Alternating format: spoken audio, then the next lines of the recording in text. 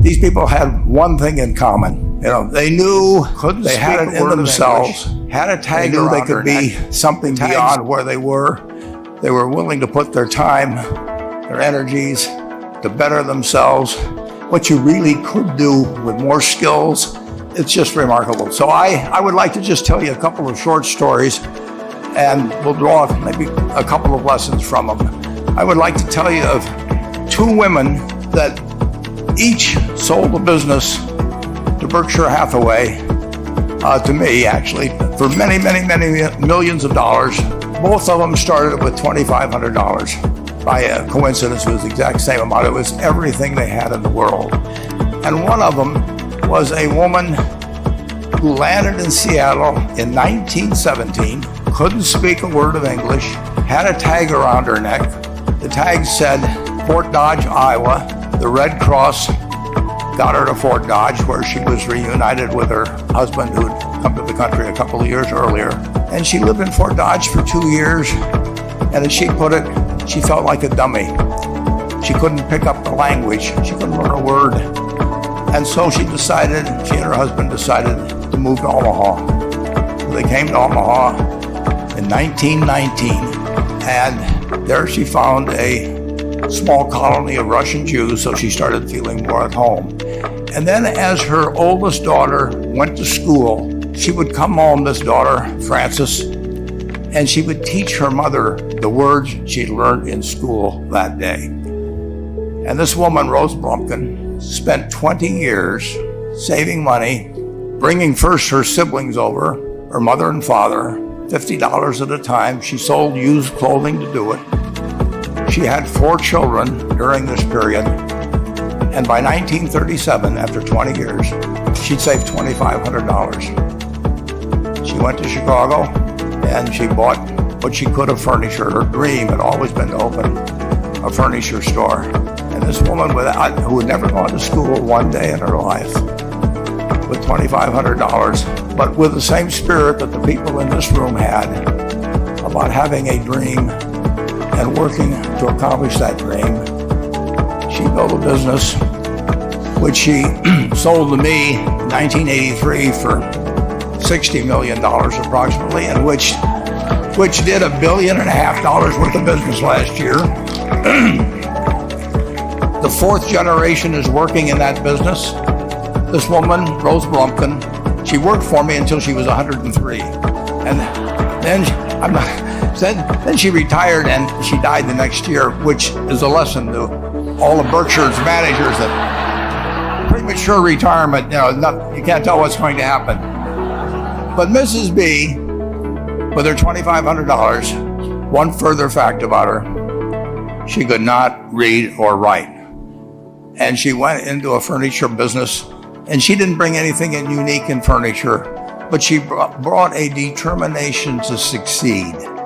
She knew she could outwork anyone else. She knew she cared about her customers. She worked at very low gross margins, but she built this incredible business. And I saw one other woman who did a similar thing with $2,500. I paid her hundreds of millions of dollars for her business. So I decided to go to the source and get these people before, I don't want you guys coming around to me asking me hundreds of millions of dollars. I'd like to join in with you much earlier. So I've followed this group, and today I'd like to tell you about one other small business person. This person, I went to buy his business from him, and he turned me down, which was very wise. But this was a fellow who was born about 8 years before I was. He was born in 1922. We'll call him Jack, lived in the Midwest. He was a pretty good athlete, didn't like school much. And I'm going to tell you one thing early in the story. Maybe you can figure out who the guy was. The company he built hires more college graduates each year than any other company in the United States. And this fellow, who was destined for this but did not know it, Jack, went to college for a year and then dropped out. He really wasn't that interested in school. And the year he dropped out was 1941. And when the the United States became under attack.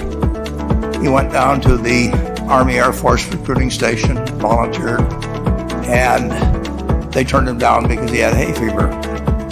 So he went over to the Navy and again volunteered, and they took him. They put him on an aircraft carrier.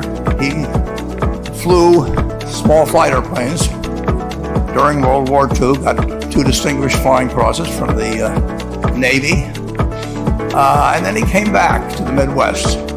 So now we've got a young guy. Probably by this time he would be 23 or 24 years old. And the interesting thing is, he got back to the Midwest, and he actually kind of went from one job to another for a short period of, or not such a short period of time. And he finally became a used car salesman at a Cadillac dealership in St. Louis, Missouri.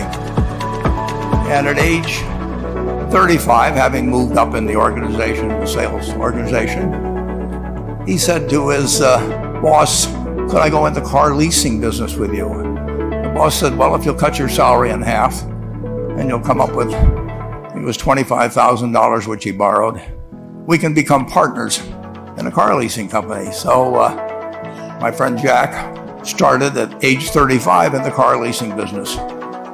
And he had 7 cars. It was pretty slow. In fact, one of the things he did was whenever the phone rang, he let it ring 3 or 4 times so people would think that he was very busy answering other phones. And of course, it was the only call he was going to get all day. So his first venture was okay, but it wasn't really going to go anyplace. And there's a lesson in this for all of us. At age 40, he decided, with 17 vehicles, 17 cars, he was going to go into competition in the rent-a-car business. So now he's taking on Hertz and Avis and National and people like that who have hundreds and hundreds of thousands of cars. And he's got 17 cars, and his cars aren't any different than theirs. I mean, he's buying them from General Motors or Ford or Chrysler. And he can't get the airport locations. Those companies have them all sold up. But he was determined that he would basically offer the customer, can't offer him a different car, but he can offer them friendlier service than they've ever seen. And so he started a company. He named it after the battleship that he'd flown from in the Pacific, which was the USS Enterprise. And he died about a year and a half ago. But when he died, his rent-a-car company, starting with those 17 cars, was worth more than Hertz and Avis and all the rest of the rental cars put together. The man's name was Jack Taylor, and his son, Andy Taylor, is a good friend of mine, runs the business now. A grandchild is in the business. They'll probably be a 4th generation online. So this man in the United States, he didn't invent artificial intelligence. He didn't do anything that, just like Mrs. B selling furniture, I mean, that any one of us could have entered those businesses. But he lived by the creed, basically, of delighting his customers and working with people and establishing the relationship with them so that they in turn would want to delight the customers. He couldn't go out there and take care of every rental car possibility, but he learned how to project himself and his attitude toward his fellow man and his desire, to make a friend out of every customer. He managed to take very ordinary cars and turn them into this extraordinary business from virtually nothing. And it illustrates several points. One is, you don't necessarily get it right exactly right the first time. I mean, the car leasing business, basically you were competing on the cost of money to finance cars. And it's very hard to delight a customer when you just give them the car and tell them to send you a monthly check for 5 years and you'll be back at that time. So his talents were being wasted basically in that business. But at the age of 40, with all of that experience behind